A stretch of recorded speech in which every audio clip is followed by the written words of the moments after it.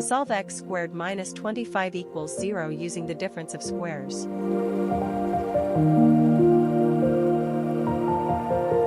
We identify the equation as a difference of squares because 25 is a perfect square, being 5 squared. This means we can apply the difference of squares formula to factor the equation. Using the difference of squares formula, we factor x squared minus 25 into open bracket x plus 5 close bracket open bracket x minus 5 close bracket.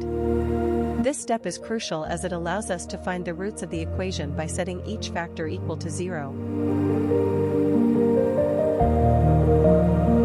By the zero product property, if the product of two factors equals 0, then at least one of the factors must be 0. Therefore, we set each factor equal to 0 to solve for x.